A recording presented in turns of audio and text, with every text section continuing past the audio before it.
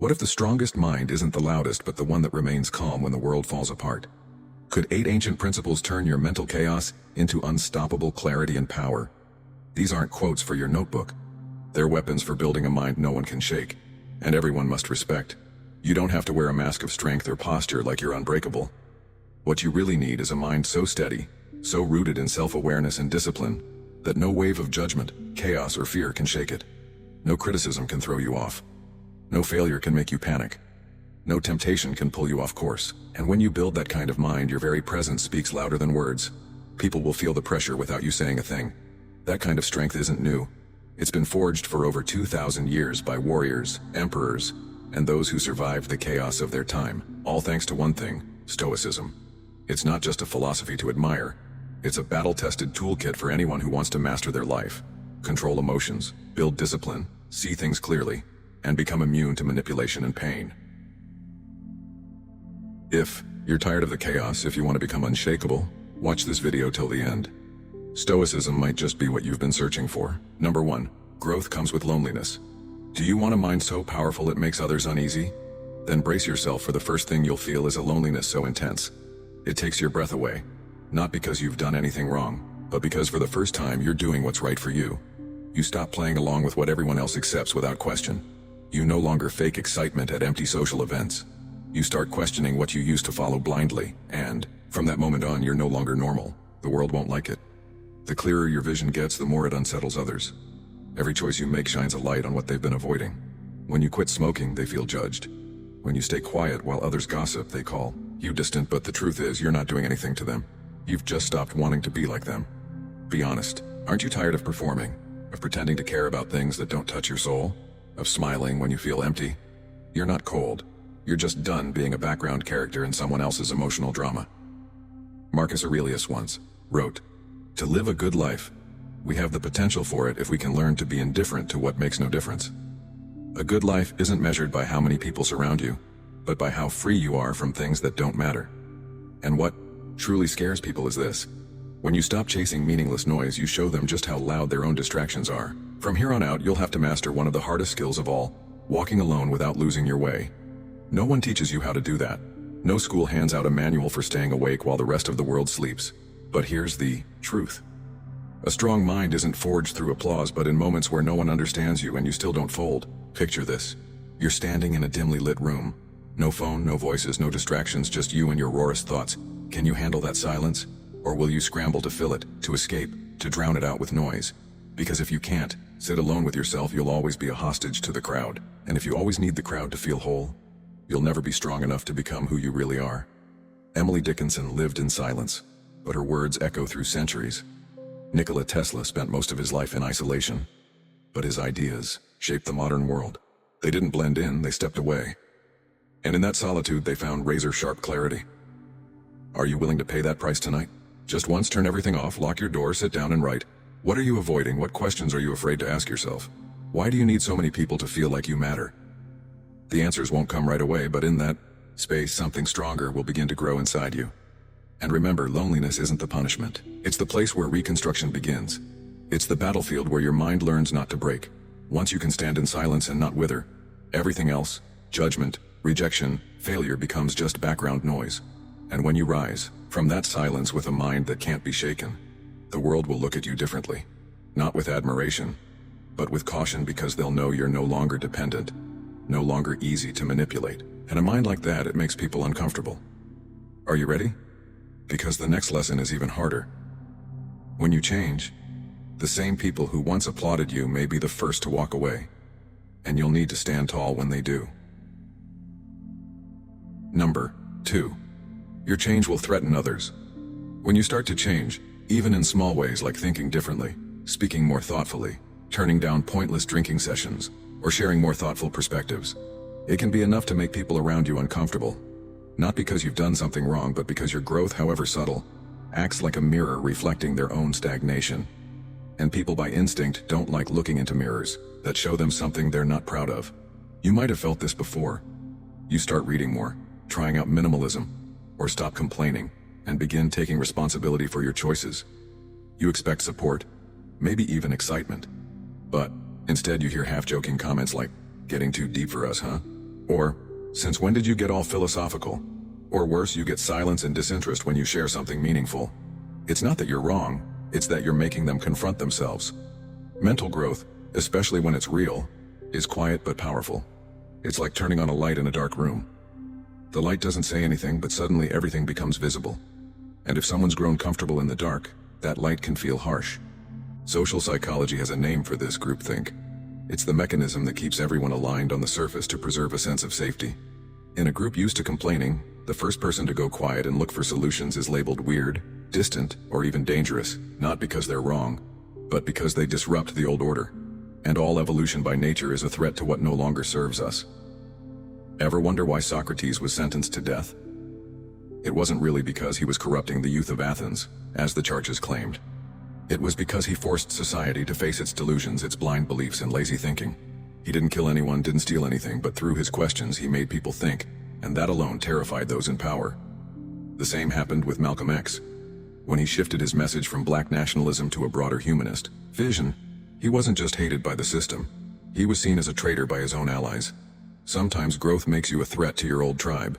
So here's the real question. Have you ever held back your growth just to keep others comfortable?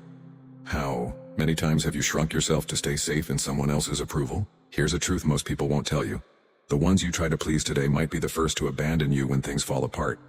But the inner strength you build, even if it's lonely, is what will save you. Don't shrink back just because others aren't ready to move forward. No one grows without leaving some shadows behind. And if you're feeling lonely in your growth, remember what Marcus Aurelius said.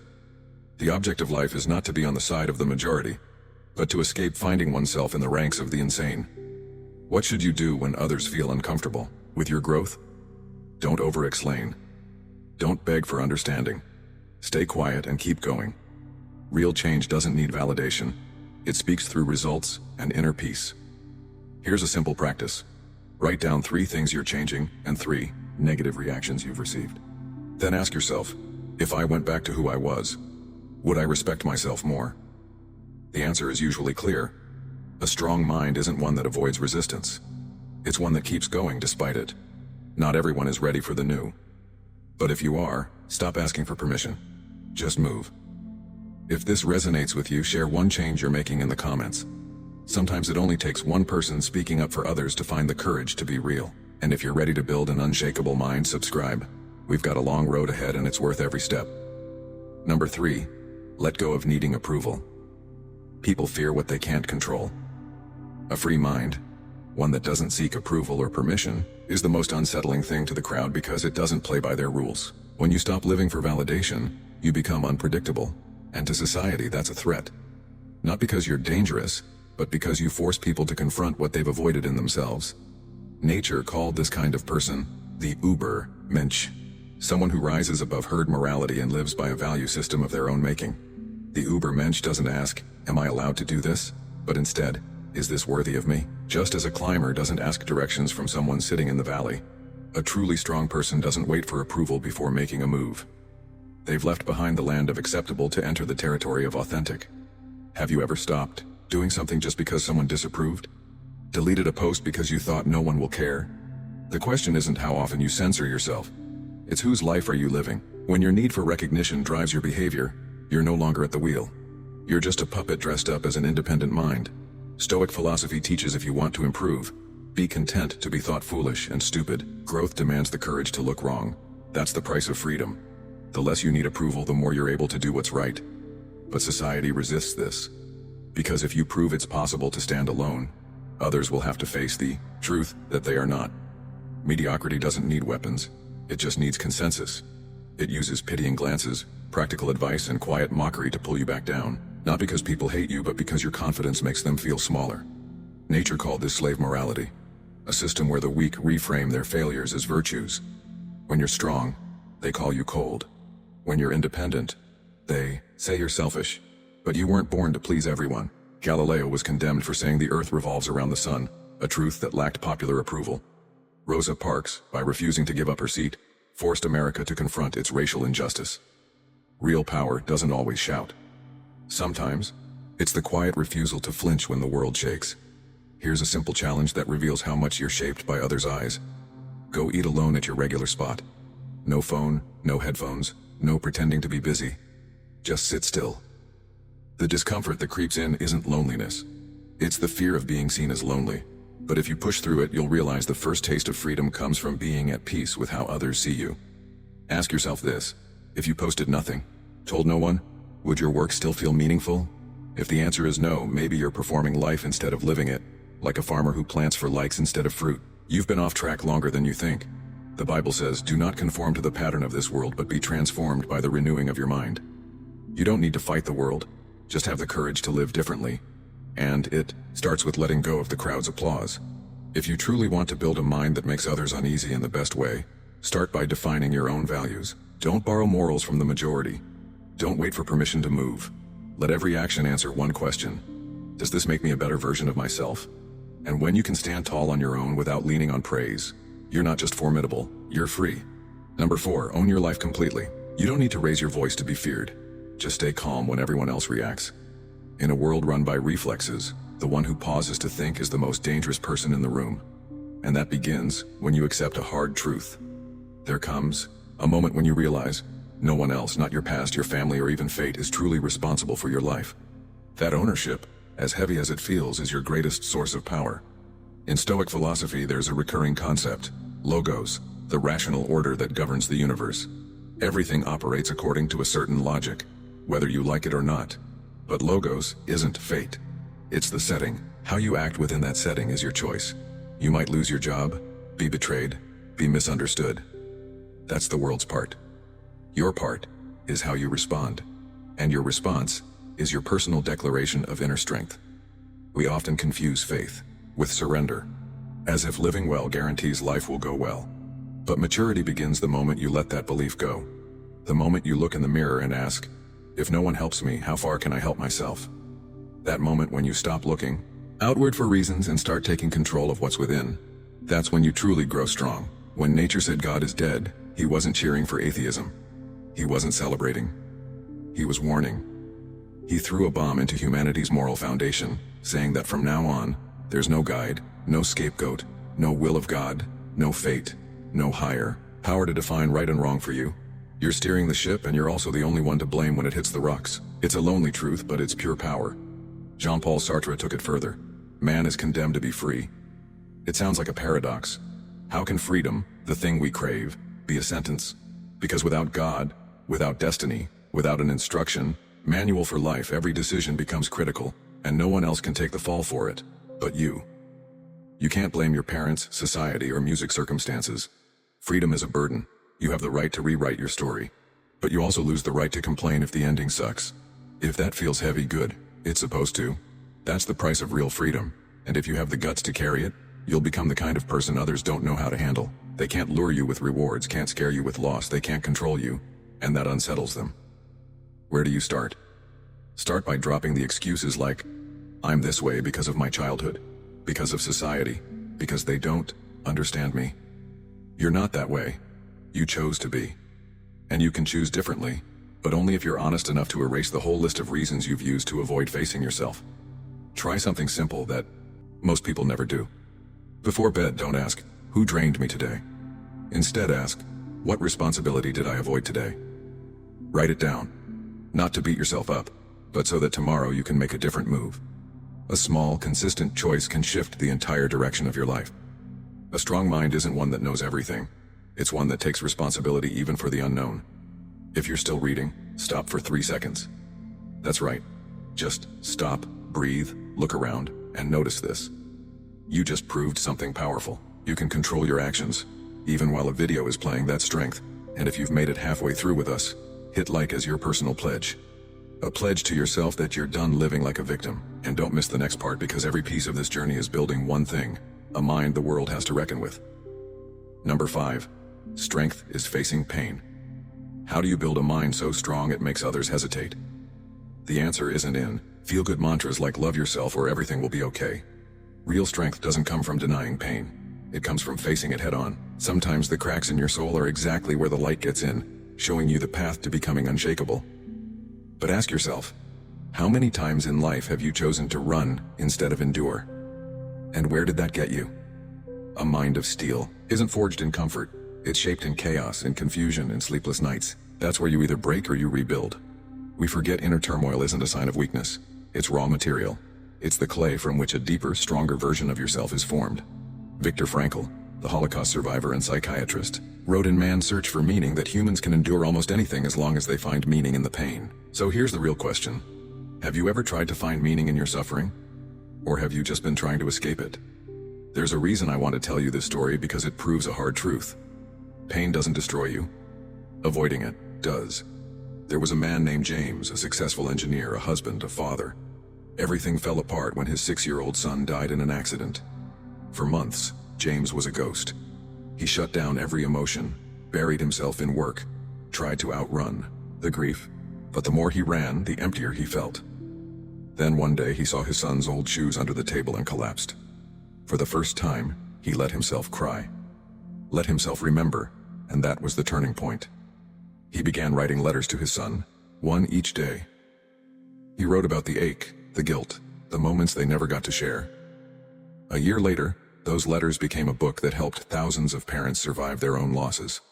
Maybe you haven't faced a tragedy like James, but everyone has a pain they keep buried. What matters is not to run from it, but to sit with it. Start each day with this question. What pain am I trying to ignore? Write it down. Not to complain, but to understand. Then ask, what can this teach me? When you dare to confront pain, it loses its grip. It becomes fuel. Just like coal under pressure turns into diamond, your mind sharpens under pressure too, until it becomes something formidable. Seneca said, "A gem cannot be polished without friction, nor a man perfected without trials. Without hardship there is no strength." So ask yourself, do you want comfort in illusions or growth through truth? Now pause, take a breath, and ask yourself, how many times have you backed down just to avoid hurting? How many big moments in your life got buried under the fear of feeling too much? Here's a practical tool. Choose a painful memory. Rewrite it from the perspective of someone who's already made it through. Don't write like you're stuck in the storm. Write like you've come out the other side and you're telling the story. Because when the story changes, your mind does too. A strong mind isn't something you're born with. It's something you build, and the raw materials are the hardest to hold. Pain, loss, failure. While others flinch, you walk forward. While others complain, you learn. While others fall, you grow. And that's when people start to fear you, not because you don't hurt, but because you don't break. And once you've turned pain into your weapon, you're ready for the next lesson. Prepare for the worst. Not to live in fear, but to become someone nothing can break. Number 6. Expect the worst. One of the most quietly powerful habits of mentally strong people is this. They always prepare for the worst. Not because they're pessimists, but because they refuse to live in denial. They don't want surprises. They don't want a shock to rob them of clarity. That's what makes them dangerous. Because you can't break someone who's already made peace with failure. Ever notice? The person who unsettles others the most isn't the one screaming or complaining. It's the one sitting silently in the chaos, face unchanged. They watch the storm arrive like they've been expecting it. People often call them cold, but it's not the coldness. It's stoicism at the highest level. Marcus Aurelius once wrote, "The wise man sees in the misfortune of others what he should avoid." The wise don't wait for disaster to learn how to face it. They observe, reflect, and prepare. They ask the uncomfortable questions most people avoid. What if someone I love dies unexpectedly? What if my job disappears overnight? What if I'm betrayed by the person I trust most? Not to torment themselves, but to bulletproof their minds.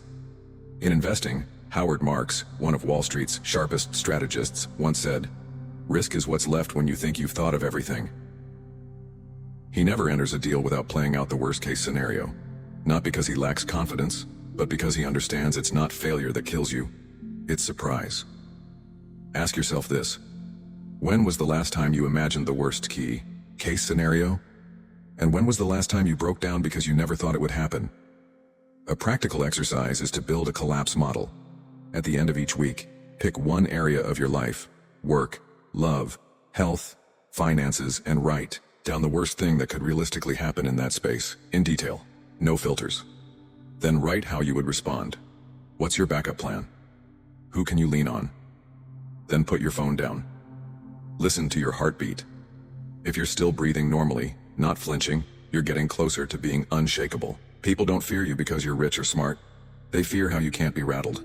They fear seeing you face loss and not fall apart. Fear you for being prepared for what they don't even dare to imagine.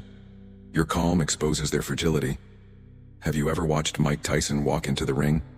No trash talk, no smiles. His face was almost blank, like the fight had already played out in his mind 100 times before. Tyson didn't just beat opponents with muscle, but with calculated numbness, forged in poverty, abuse, and having nothing to lose.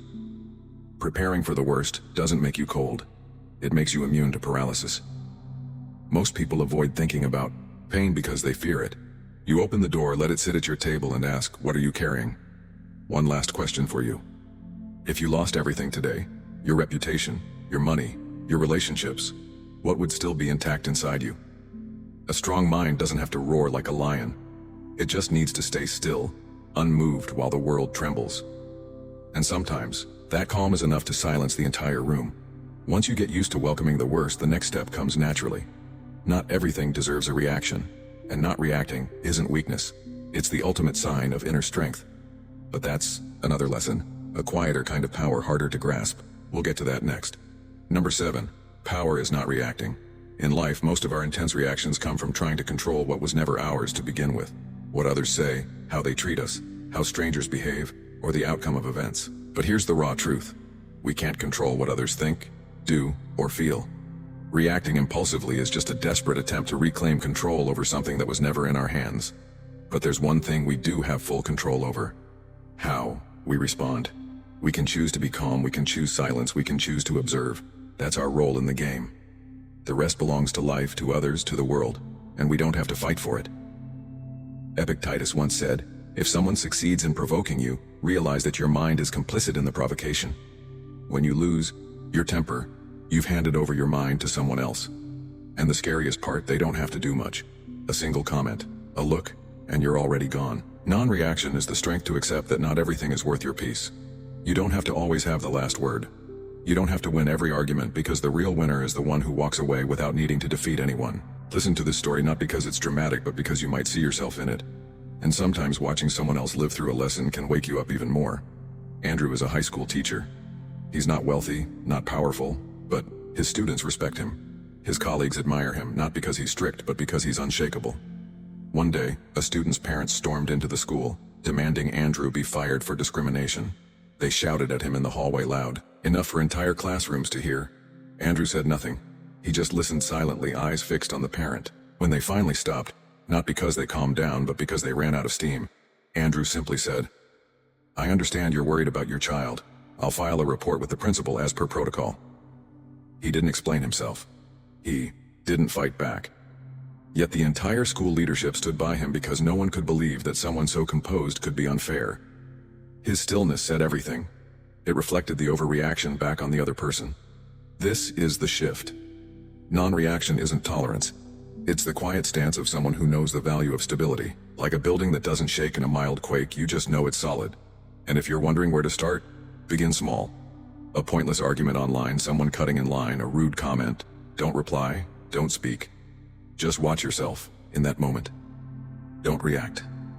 Let your silence become a mirror so others can hear their own noise. Nature once said, he who fights with monsters should be careful lest he thereby become a monster. When you react the way others want, you give them the power to shape your character. They pull your strings and you mistake it for making choices. The dangerous part is you won't even notice it right away because reactivity always feels righteous, like you're defending truth, honor, or justice, but really you're just getting pulled into a game where the rules aren't yours. You think you're in control, but you're being led from feeling to action. A strong mind isn't one that wins debates. It's one that doesn't need them. It doesn't raise its voice to prove anything because it knows its worth isn't up for debate. When you stop reacting, you start living by your own standards. That's when no one can manipulate you with their words, their looks, or even their silence. If you're ready to build a mind so steady it makes others pause, not because you threaten, but because you don't waver, drop a comment. Silence is power, and start living like nothing can pull you out of yourself, because that's how you become someone others both respect and fear without ever raising your voice. Number 8, critical thinking is the sharpest weapon. Powerful minds possess a weapon that no one can take away. A sharp, independent spirit that refuses to submit in the fight against the mediocrity of modern life. Lazy thinking, shallow public opinion, and knee-jerk emotional reactions. Critical thinking is the sharpest blade you can forge, but no one is born with it. Critical thinking isn't a gift, it's a battlefield, a daily internal struggle where you constantly interrogate yourself. Why do I believe this? Who's influencing my thoughts? Are my words shaped by real experience, or just echoes of the crowd? It's an unrelenting showdown between the habitual self and the awake self, and your victory isn't measured by how many people agree with you, but by the quiet clarity that comes each time you refuse to swallow an unexamined opinion. You don't need to control the world, only how you respond to it. But to do that, you have to learn to rethink, to think deeper, and to think differently. That means when someone says everyone does it, you ask, who is everyone, and why should I be like them? When headlines flood in, you pause and ask, what's missing here? Not just to be contrarian, but to make room in your mind for truth before emotion or noise hijacks it. The irony is that we live in the information age, yet most of us have never been taught how to truly think. We consume knowledge like fast food. Fast, easy, and undigested. Then we wonder why we feel anxious, exhausted, and lost. A strong mind isn't one that holds the most facts. It's one that knows when to question. Every time you're hurt by someone's words, ask, why did that upset me? What fear did it touch? Every time you're angry, pause. What am I defending? Truth or ego? The moment you start questioning instead of reacting is the moment no one can control you. And no, practicing this doesn't have to be complicated.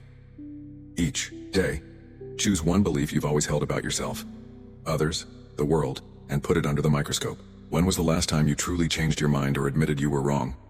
If you can't remember, ask yourself, are you really living or just repeating an outdated mental script in every conversation? Instead of waiting for your turn to argue, try listening, really listening, to understand what's driving the other person's point. It's hard, painfully hard, because it demands you set aside your ego and take the side of truth, even when the truth doesn't flatter you. A strong mind doesn't need to win every debate. It just needs to avoid wasting itself on debates that don't matter. Like a soldier picking the right battlefield, a critical thinker chooses where their energy goes. Strength lies not in knowing everything, but in knowing what's not worth believing, not worth reacting to, and not worth holding on to. So ask yourself, of all the things you believe, how many are truly yours and how many were just programmed into you? Remember, no one can fully control their circumstances, but you can control how you interpret them. Critical thinking doesn't make you stubborn, it makes you unmanipulable. You're not easily convinced and you're not easily triggered. You're the kind of person people don't know how to persuade, and that unsettles them. You don't need to shout to prove your strength.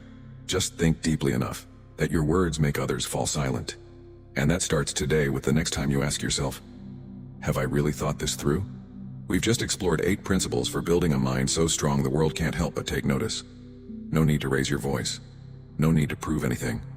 Sometimes quiet strength speaks loudest and makes others feel small without saying a word. That kind of power is born from a journey no one sees, where you stop living for approval and start living by what's right, where you realize no one's coming to save you. And that's the best thing that could ever happen, where you stop running from loneliness and finally sit down for an honest conversation with yourself. A formidable mind doesn't dominate others. It simply can't be controlled. It chooses what to think, when to stay silent, and how to act with intention. In an age where everyone's reacting, the rare few who pause to think are the ones who stand out. That rarity is power. If you found this video valuable and haven't hit like yet, do it now. Leave a comment. I'd love to know what part of this made you stop and think. Share it with someone you care about. This might be exactly what they need. And if you're committed to building an unshakable mind, hit subscribe. There's so much more ahead. Thank you and see you next time.